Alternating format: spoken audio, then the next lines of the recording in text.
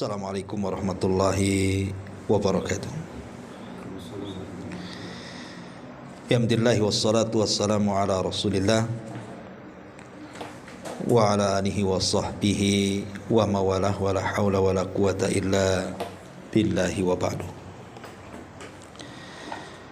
Alhamdulillah, di siang hari ini kembali kita bisa melanjutkan kajian kita membahas kitab Bahjah Qulubil Abrar, untayan 99 hadis yang termasuk Jawami'ul Kalim,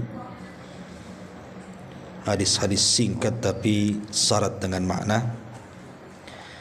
Dan kita masuk pada hadis kedua, bicara tentang peringatan dari bid'ah.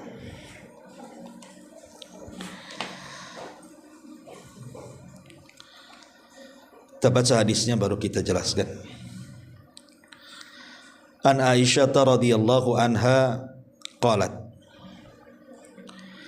qala Rasulullah sallallahu alaihi wasallam, man ahdatha fi amrina hadza ma laysa minhu, wa fi riwayatin man amila amalan laysa alaihi amruna fahuwa raddun, muttafaqun alaihi. Dari Aisyah Ummul Mukminin radhiyallahu anha, beliau berkata, Rasulullah sallallahu alaihi wasallam bersabda, barang siapa membuat perkara baru dalam urusan agama kami yang bukan bagian darinya. Dalam riwayat, barang siapa melakukan satu amalan yang bukan termasuk ajaran agama kami, maka amalan tersebut tertolak.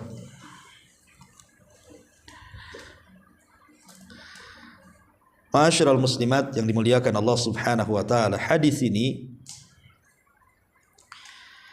dikatakan oleh Al-Imam An-Nawawi rahimahullahu taala, beliau mengatakan hadzal hadis qaidatun 'azimatun min qawaidil Islam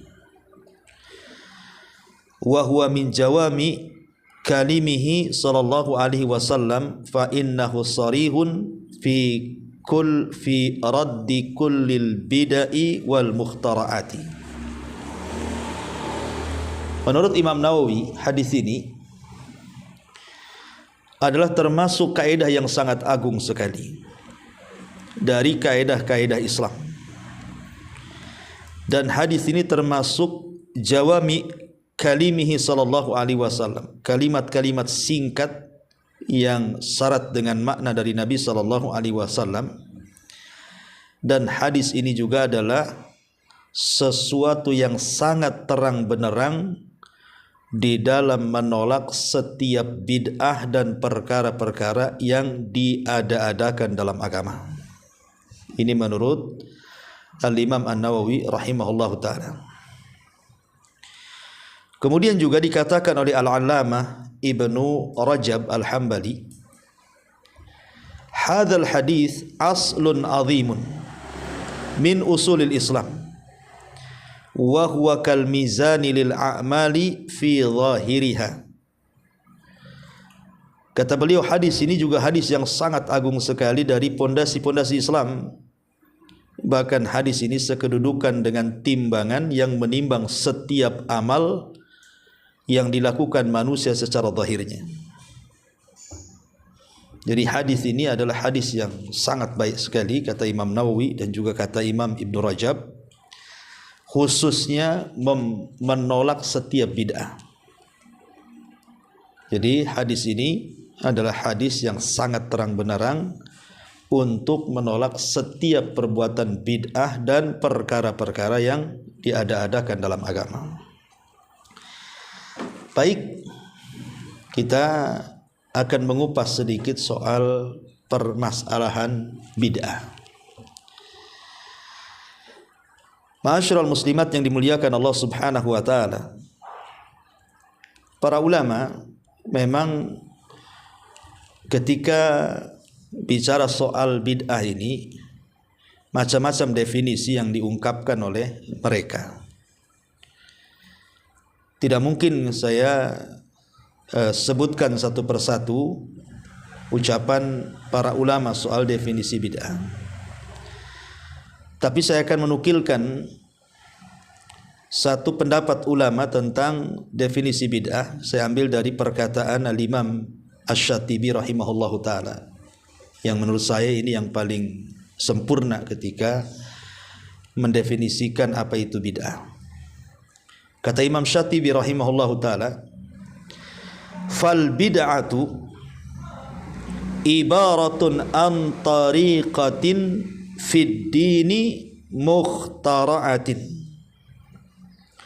tudahi syar'iyyata yuqsadu bis suluki 'alaiha al mubalaghatu fit ta'abbudi lillahi subhanahu.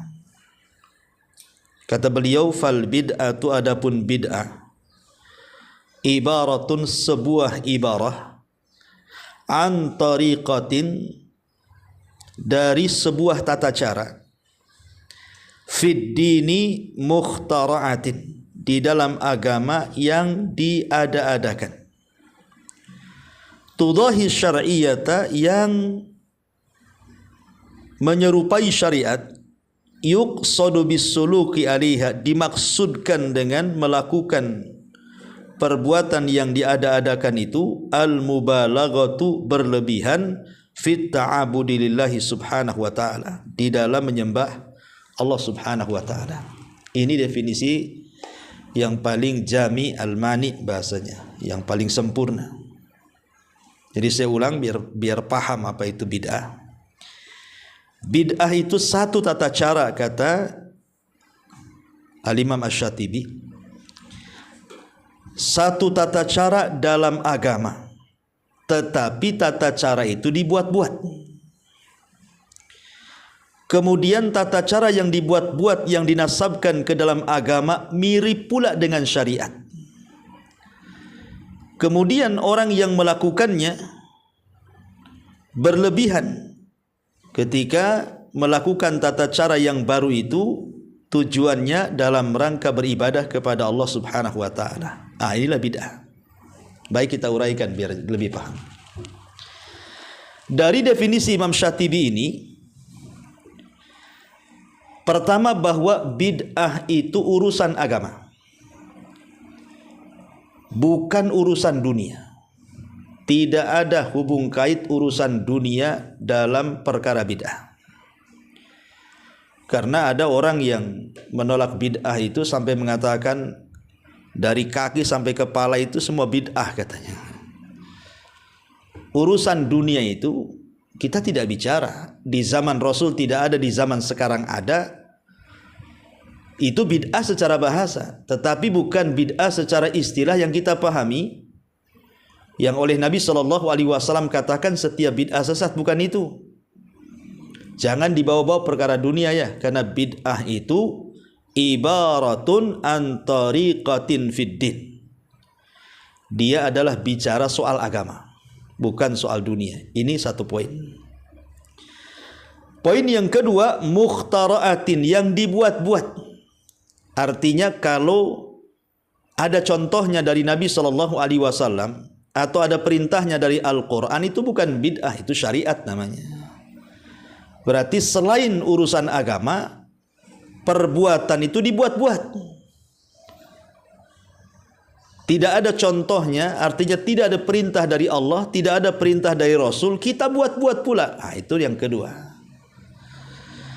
Kemudian yang ketiga, tudahi syar'iyyata, yang mirip dengan agama, mirip dengan syariat. Kalau tidak mirip dengan syariat bukan bid'ah. Ya, dia harus mirip dengan syariat. Kemudian yuqsadu bisuluki 'alaiha al-mubalaghatu fit ta'abbudi lillah. Dan orang yang melakukannya itu penuh dengan keikhlasan. Jadi yang melakukan bid'ah itu ikhlas, tapi kan ikhlas saja tidak cukup. Dalam Islam itu harus mencocoki sunnah, gitu ya. Karena banyak orang yang kemudian mengatakan seperti ini, ini kan baik, masa salah gitu, kumpul-kumpul, baca-baca, dikir-dikir, kok disalahkan, ini kan baik gitu ya. Maka kita katakan sesuatu yang baik itu belum tentu benar. Karena ikhlas saja tidak cukup.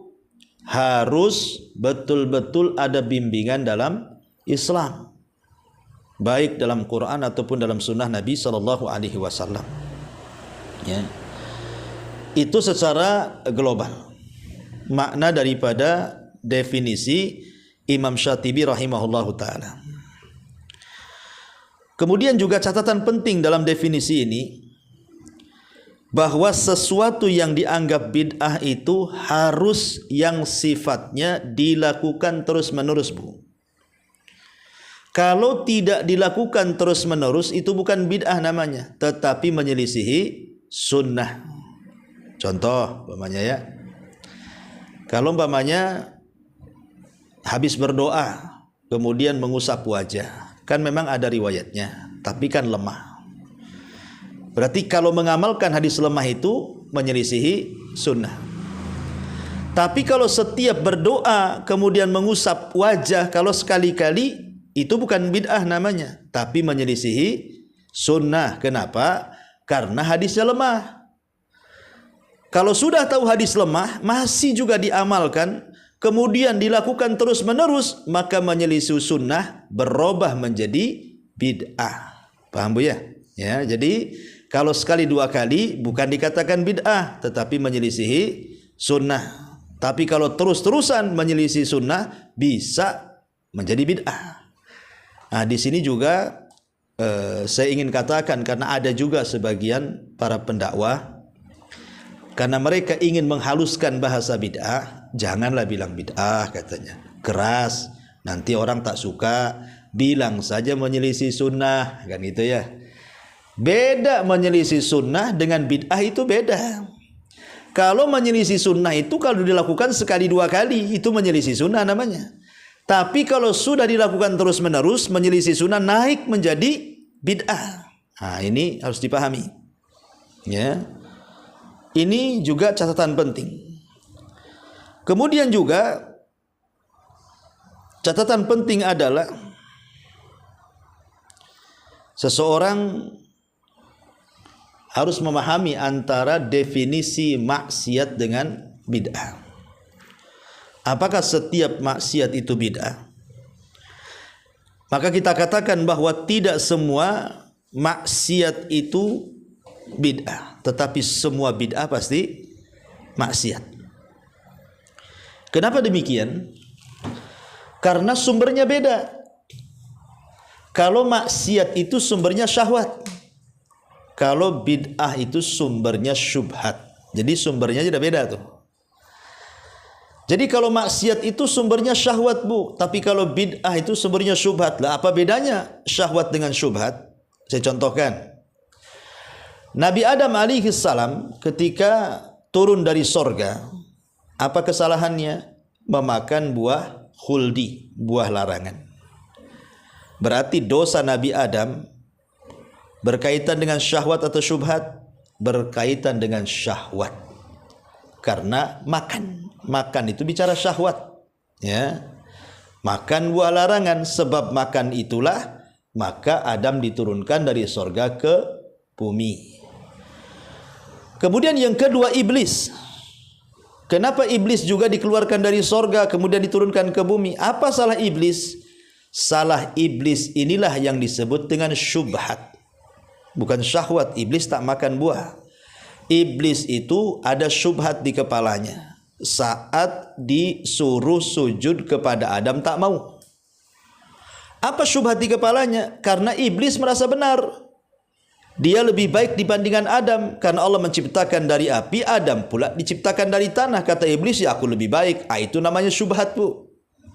Syubhat itu keranjauan dalam pikiran orang, disangka benar padahal tak benar. Lah bid'ah itu berasal dari syubhat. Kalau maksiat itu berasal dari syahwat. Makanya orang maksiat itu kalau diingatkan, pasti dia paham kalau dia bermaksiat. Orang yang berzina, kalau dikatakan, kau jangan berbuat zina, haram, orang yang berzina tahu dia haram.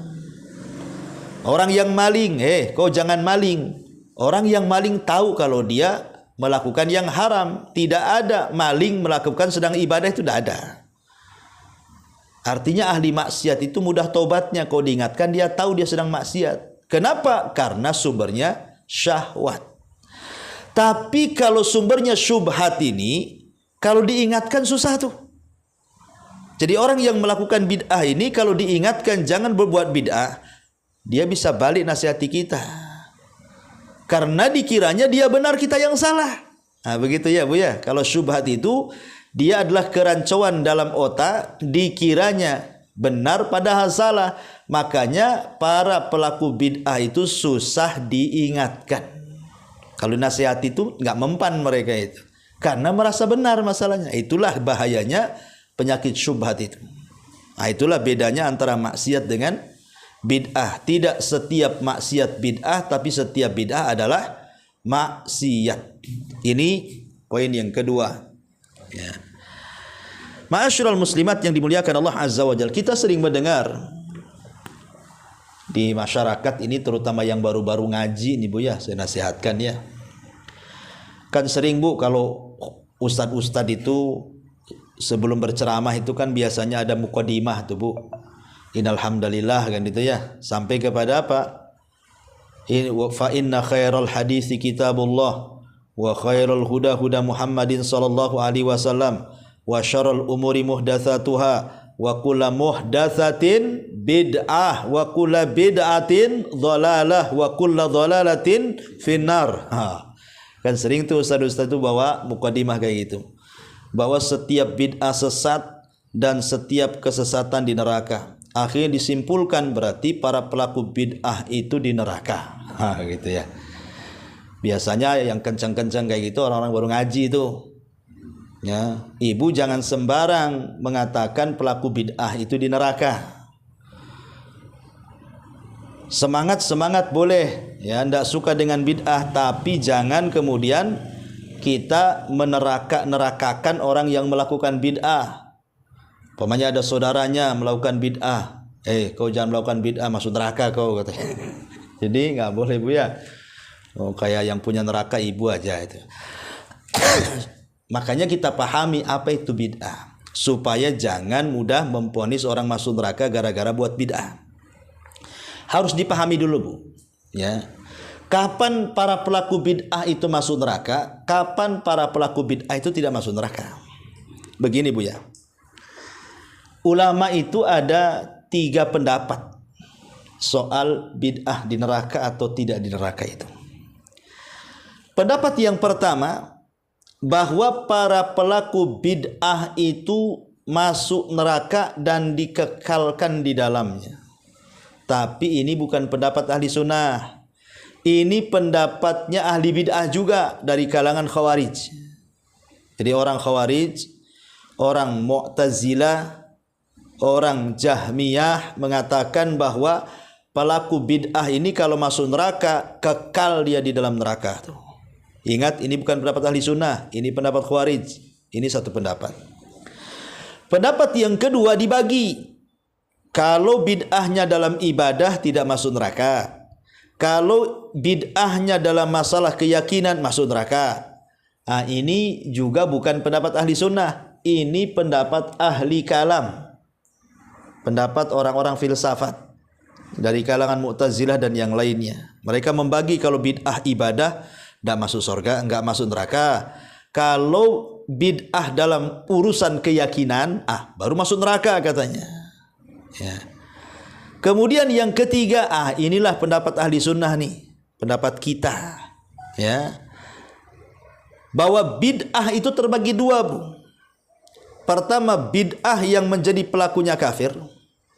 Yang kedua, bid'ah yang tidak mengkafirkan pelakunya. Kalau bid'ah itu sampai mengkafirkan pelakunya, maka kita katakan pelaku bid'ah yang sampai mengkafirkan pelakunya masuk neraka. Tapi kalau pelaku bid'ah dan kebid'ahannya tidak sampai kufur, maka dikembalikan kepada kehendak Allah alias tahta masyiatillah. Kalau Allah mau, ya Allah ampuni, Allah masukkan ke sorga. Kalau Allah mau, ya Allah bersihkan dulu di neraka, kemudian dimasukkan ke sorga. Lah setelah kita tahu pendapat ahli sunnah, dari sini jangan gegabah mengatakan para pelaku dosa bid'ah itu di neraka. Lihat bid'ahnya dulu, itu ya. Kalau bid'ahnya sampai taraf kufur, maka masuk neraka. Kalau bid'ahnya tidak sampai taraf kufur, berarti di bawah kehendak Allah. Pertanyaan, kapan bid'ah itu sampai tingkat kufur sehingga mengancam pelakunya masuk neraka? Ulama mengatakan bid'ah itu sampai ke taraf kufur kalau ada tiga perkara. Kalau ada tiga perkara berarti kufur dia. Itulah yang diancam neraka. Apa tiga perkara itu? Satu, kalau bid'ahnya itu mengingkari sesuatu yang ma'lum fid dini bid darurah, sesuatu yang maklum dalam agama, semua orang tahu. Contoh umpamanya mengingkari sholat. Lah, sholat ini semua orang tahu, orang awam pun tahu sholat ini wajib. Kok diingkari? Kafir dia. Mengingkari zakat, sesuatu yang maklum. Zakat itu ya dalam Islam maklum, rukun Islam. Diingkari, kafir dia. Ya. Haji itu maklum. Semua orang tahu, nggak perlu dikasih dalilnya. Orang awam pun tahu haji itu bagian daripada Islam. Kok diingkari? Kafir dia. Ini yang pertama. Kalau sampai mengkafirkan sesuatu yang sudah maklum dalam Islam, diingkari sama dia. Ini yang satu. Yang kedua, menghalalkan yang diharamkan atau mengharamkan yang dihalalkan. Menghalalkan yang diharamkan atau mengharamkan yang dihalalkan. Zina dalam Islam itu haram, dia pula katakan halal.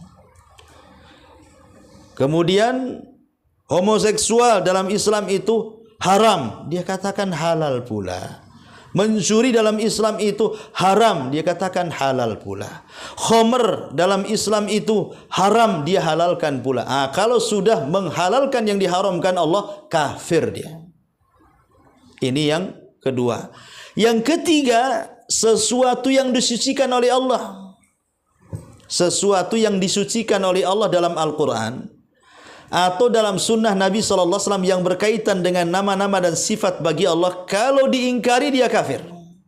Contoh bid'ahnya Jahmiyah, mengingkari semua nama Allah. Allah tidak punya nama, Allah tidak punya sifat. Pokoknya Allah tidak ada nama, tidak ada sifat. Kafir dia. Makanya Jahmiyah itu dikafirkan para ulama karena mengingkari semua nama dan sifat bagi Allah. Inilah kategori bid'ah yang sampai pelakunya kafir, Bu. Saya ulangi, satu, apa tadi?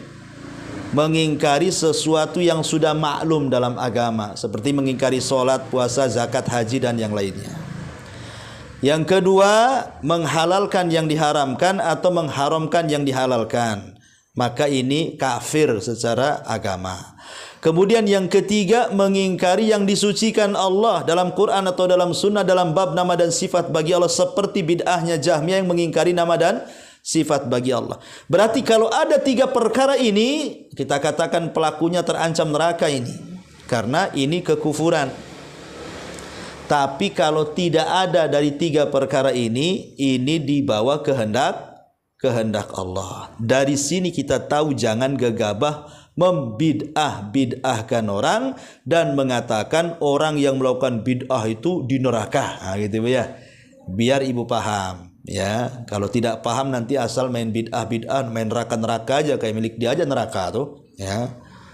Ya, ini poin yang harus dipahami.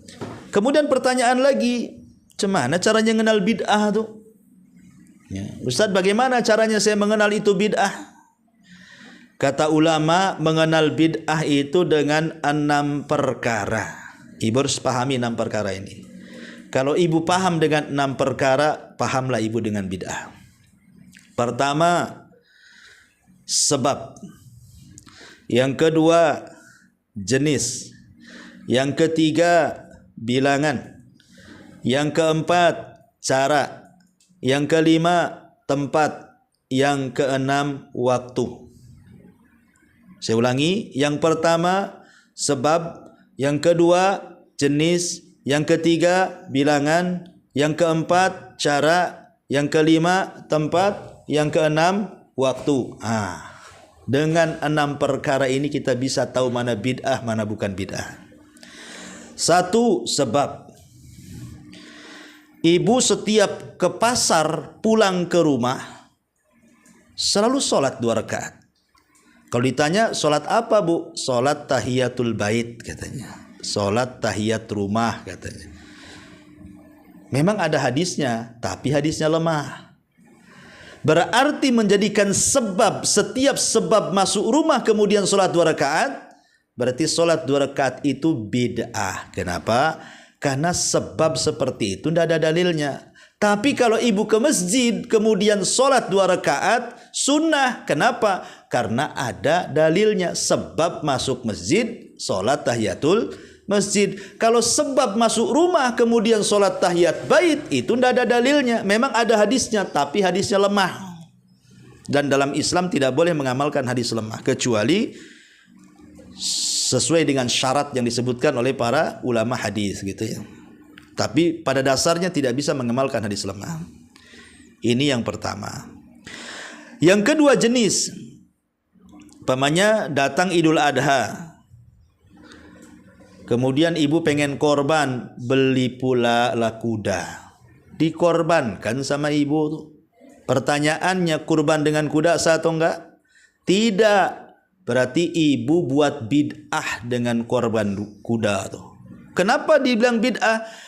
Karena Quran membatasi jenis kurban itu bahimatul an'am. Apa bahimatul an'am? 1 unta, 2 sapi, 3 kambing. Selain dari 3 ini berarti jenis kurban yang tidak boleh. Karena kuda ini tidak termasuk, ke kambing nggak masuk, jenis sapi yang nggak masuk, jenis unta yang nggak masuk. Makanya nggak boleh kurban dengan kuda, lain dengan kerbau. Kalau kerbau itu masihlah sejenis dengan sapi kan gitu ya. Atau umpamanya kambing kacang itu masihlah sejenis dengan kambing domba gitu. Itu boleh. Ini kuda ini masuk jenis mana ini? Berarti kalau kurban dengan kuda sudah menyalahi jenis, berarti ibu sudah buat bid'ah tuh. Ya, ini yang kedua. Yang ketiga bilangan bu. Ya, umpamanya berwudu kata Rasulullah. Dalam hadis Bukhari sampai Imam Bukhari itu membuat bab tuh dalam sahihnya itu. Bab berwudu sekali-sekali. Bab berwudu 2 kali, 2 kali. Bab berwudu 3 kali, 3 kali. Jadi Imam Bukhari itu sampai membuat bab. Basuhan dalam wudu itu paling banyak berapa? 3 kali. Yang wajib 1 kali, yang 2 sunnah. Ibu pula dibuat 10 kali. Kumur-kumur 10 kali. Kemudian ngusap wajah 20 kali. Biar apa bu kumur-kumur sampai sebanyak itu? Biar bersih Ustadz. Kalau saya basuhi wajah ini sampai 100 kali kan makin mantap tuh wajahnya. Bersih tuh katanya. Bukan masalah bersih, ada contohnya tidak. Berarti ibu menambah jumlah itu bid'ah namanya. Makanya Rasul mengatakan faman zada faqad asaa wa zalama. Siapa yang menambah dia telah salah wudunya dan telah berbuat zalim. Ya, berarti ibu sedang buat bid'ah dalam bilangan namanya itu ya. Kemudian yang keempat cara. Salat itu jelas caranya kan bu. Takbiratul ihram, berdiri, ruku, sujud gitu ya, sampai tasyahud akhir sampai salam. Ibu acak pula. Ibu habis takbiratul ihram langsung tasyahud. Langsung salam pula, nggak ada ruku, nggak ada sujud gitu ya. Itu buat cara baru namanya itu. Ya. Berarti kalau membalik sholat tata caranya, atau umpamanya wudu, orang wudu itu dari tangan dulu, ini dia mulai dari kaki dulu. Berarti itu caranya salah. Ibu buat bid'ah dalam cara namanya. Ya. Kemudian yang keempat, tempat. Ibu itikaf di sekolah. Orang itikaf di masjid, itikaf di sekolah pula. Ya. Berarti ibu sudah buat bid'ah tuh dalam tempat itu. Iktikaf itu di masjid. Karena Allah mengatakan wa antum akifuna fil masajid. Kalian itu beriktikaf di masjid. Ngapain iktikaf di sekolah? Ya, berarti sudah buat bid'ah tempat namanya. Kemudian yang terakhir waktu. Ya. Jadi menyembelih kurban itu kata Rasul dilakukan setelah sholat id. Karena ibu tak sabar pengen nyate, subuh-subuh udah disembelih tuh. Ya. Berarti ibu sedang buat bid'ah dalam waktu. Nyembelih kurban itu habis sholat, jangan sebelum sholat. Kalau sebelum sholat nggak sah kurbannya, karena sudah buat bid'ah namanya. Inilah cara mengetahui bid'ah. Lihat sebab, ya, lihat jenis, lihat bilangan, lihat cara, lihat tempat, lihat waktu. Barang siapa yang membuat sebab yang tidak ada dalilnya, barang siapa yang membuat jenis tidak ada dalilnya, barang siapa membuat bilangan tidak ada dalilnya, barang siapa yang membuat cara tidak ada dalilnya, barang siapa yang membuat tempat dalam ibadah tidak ada dalilnya, barang siapa yang membuat waktu tidak ada dalilnya, maka semuanya dianggap bid'ah. Sampai di sini paham Bu ya? Inilah cara mengenal bid'ah.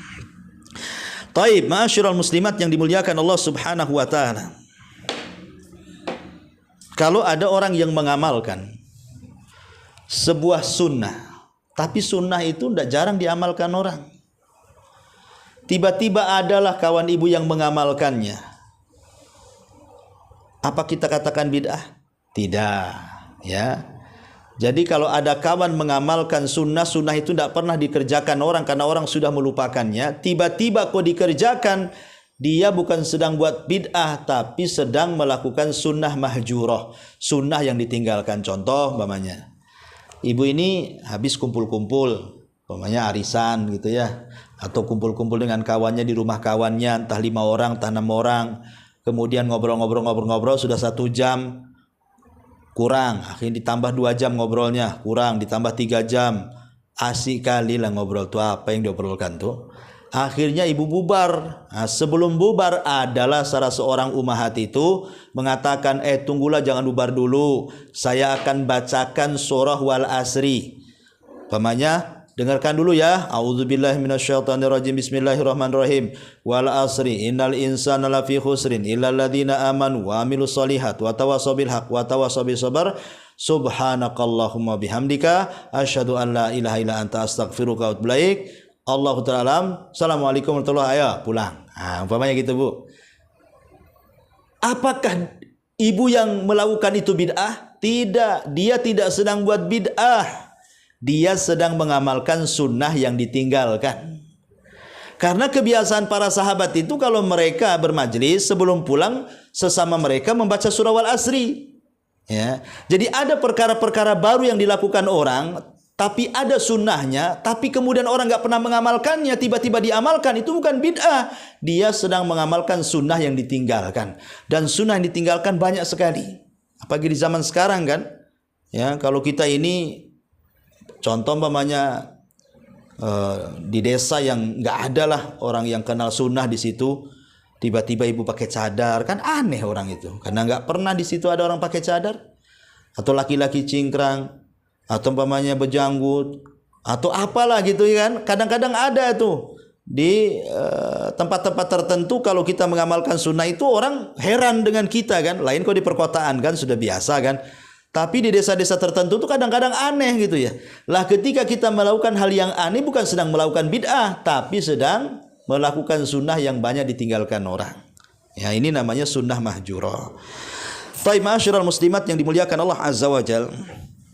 Lalu apa itu sesuatu yang disyariatkan? Kenapa kita harus mengamalkan sesuatu yang disyariatkan? Ya. Sesuatu yang disyariatkan dengan sesuatu yang tidak disyariatkan itu, Bu, ya. Jadi ada 2. Pertama dalam bab ibadah, yang kedua dalam bab muamalah. Harus dibedakan ya, dalam bab ibadah dengan muamalah. Kalau dalam bab ibadah sesuatu yang diperintahkan berarti disyariatkan, harus diamalkan. Sesuatu yang dilarang berarti disyariatkan untuk ditinggalkan. Sesuatu yang tidak ada perintah, tidak ada larangan, berarti apa, Bu? Harus ditinggalkan. Kenapa? Karena asal ibadah itu terlarang kecuali ada dalilnya. Ini kalau dalam bab ibadah. Sekarang kita masuk dalam bab muamalah, ya. Sesuatu yang diperintahkan dalam bab muamalah berarti harus dikerjakan. Sesuatu yang dilarang dalam bab muamalah berarti harus ditinggalkan. Sesuatu yang tidak ada perintah atau larangan dalam bab muamalah boleh lakukan atau tidak? Boleh dilakukan sampai ada larangan. Nah, itulah bedanya, Bu ya. Kalau urusan ibadah jangan dilakukan dulu sampai ada perintah. Kalau dalam bab muamalah boleh dilakukan dulu baru ditanyakan ada nggak perintahnya, ada nggak larangannya. Itulah yang harus dipahami, apa itu yang disyariatkan dan apa yang tidak disyariatkan. Ya, ma'asyiral muslimat yang dimuliakan Allah Subhanahu wa taala. Kemudian juga yang harus ibu pahami, jangan mudah membid'ahkan dalam bab yang diperselisihkan. Contoh nih, umpamanya ada ulama yang mensahihkan hadisnya. Di satu sisi ulama itu melemahkan hadisnya. Bagi yang melemahkan itu bid'ah, bagi yang mensahihkan itu tidak bid'ah. Supaya jangan ribut. Contoh kunut, ya kan? Kunut ini diperselisihkan hadisnya. Ada yang mensahihkan, ada yang melemahkan. Itu ya. Jangan terlalu kencang dalam bab yang diperselisihkan ini. Wah, itu bid'ah itu. Akhirnya ibu tak mau sholat di belakang orang yang kunut. Yang kunut tak mau sholat di belakang yang tak kunut. Alasannya apa? Itu bid'ah itu. Nggak boleh. Jadi ya, dalam bab yang diperselisihkan itu jangan terlalu kencang. Contoh umpamanya sholat tasbih. Ada ulama yang mensahihkan, ada ulama yang melemahkan. Ya, sholat tasbih itu. Kalau ada yang mengamalkan sholat tasbih, ya biarkan. Boleh jadi berpendapat sahih hadisnya. Bagi orang yang mengerjakan sholat tasbih, jangan kemudian ngiri kepada orang yang tidak melakukan. Boleh jadi dia melemahkannya. Ya, jadi jangan kemudian mudah seseorang itu keras dalam perkara-perkara yang perkaranya itu sebenarnya luas. Sesuatu yang diperselisihkan ya tinggal ngerasa aja lah kan itu ya. Supaya kita tidak memponis-ponis, mengahli bid'ahkan ataupun mengkafir-kafirkan saudaranya. Itu ya. Jadi ini harus dipahami Bu. Saya jelaskan secara simpel aja lah biar ibu paham. Kalau saya jelaskan pendapat ulama nanti ibu bingung juga ya. Dan yang terakhir baru kita buat tanya jawab bahwa memang ada ulama ketika mendefinisikan bid'ah itu ada yang ketat bahwa setiap bid'ah itu sesat titik. Nggak boleh lagi. Ada juga yang memperlonggar. Oh enggak, bid'ah itu tidak sesat. Semua ada bid'ah yang baik, ada bid'ah yang tak baik gitu kan. Tetapi saya contohkan ya, perkataan ulama yang mengatakan bid'ah itu ada dua macam. Ada bid'ah hasanah dan ada bid'ah dolalah. Saya ambil umpamanya perkataan siapa ya? Al-Iz ibn Abdissalam contohnya. Kata Al-Iz ibn Abdissalam, beliau mengatakan bid'ah itu ada beberapa macam. Ada bid'atun wajibatun wa bid'atun muharramatun wa bid'atun mandubatun wa bid'atun makruhatun wa bid'atun mubahatun. Kata beliau Iz bin Abdissalam itu, bid'ah itu ada yang wajib, ada yang sunnah, ada yang haram, ada yang makruh, ada yang mubah katanya. Jadi tidak semua bid'ah itu sesat, tidak. Ada yang wajib juga, wajib buat bid'ah katanya. Ada yang sunnah, sunnah buat bid'ah. Ada yang haram juga, haram buat bid'ah. Ada yang makruh juga, makruh buat bid'ah. Ada yang mubah juga, mubah buat bid'ah. Contohnya kayak apa tuh? Beliau mencontohkan nih, ya, bid'ah yang wajib ini. Beliau mengatakan, adapun bid'ah yang wajib, beliau mengatakan contohnya seperti umpamanya mempelajari ilmu nahwu. Itu wajib. Kan di zaman Nabi nggak ada orang belajar nahwu. Sekarang aja orang belajar nahwu itu. Ya. Sebab kalau tidak belajar nahwu, kita tidak bisa bahasa Arab. Ketika kita tidak bisa bahasa Arab, nggak bisa memahami Quran, nggak bisa memahami hadis. Berarti mempelajari nahwu shorof itu adalah bid'ah. Tapi wajib dipelajari. Ini namanya bid'ah wajib. Ya. Itu contohnya. Sebenarnya bagi yang menolak pembagian bid'ah pun mempelajari nahwu shorof itu ya bukan bid'ah. Memang dianjurkan karena masuk dalam kaidah ma la yatimul wajib illa bihi fahuwa wajib. Tidaklah sesuatu kewajiban sempurna dengan sesuatu, maka sesuatu itu menjadi wajib untuk menyempurnakan kewajiban kan itu. Itu sebenarnya bukan bid'ah, tapi istilah Iz bin Abdissalam ini namanya bid'ah wajib. Ya. Adapun bid'ah sunnah seperti ya tadi membangun madrasah. Di zaman Rasul tidak ada madrasah-madrasah kayak sekarang ini gitu kan. Berarti kalau membangun madrasah bangun panti asuhan, bangun ini, bangun itu namanya bid'ah sunnah. Itu ya sebenarnya bukan bid'ah sunnah ya. Ya, orang yang menolak bid'ah jadi dua pun ya itu sangat diperintahkan karena itu termasuk masalihul mursalah gitu ya. Nah, kemudian bid'ah yang haram seperti bid'ahnya khawarij gitu yang membunuh saudaranya, atau bid'ahnya orang-orang Syiah yang memukul-mukul di Asyura. Nah, itu jelas haram ya. Maka orang yang menolak bid'ah pun tetap perbuatan itu haram kan, itu bukan bid'ah itu. Dan begitu seterusnya, Anda perlu jelaskan karena waktu juga. Intinya bahwa yang mendefinisikan bid'ah secara luas ataukah yang mendefinisikan bid'ah secara sempit sebenarnya ada kemiripan. Jadi perbedaannya itu hanya di lafaz saja, bukan di istilah, gitulah. Intinya dua-duanya juga menolak bid'ah kalau yang dimaksud di sini adalah bid'ah yang tidak dicontohkan, kemudian dilakukan, kemudian dinasabkan ke dalam agama, padahal agama tidak pernah mencontohkan perbuatan itu. Itulah yang disepakati namanya bid'ah. Wallahu a'lam bishawab. Mudah-mudahan rincian yang singkat ini bisa dipahami Bu ya, dan menjadi terang apa itu bid'ah. Taib, sebelum saya tutup silahkan kalau ada yang bertanya.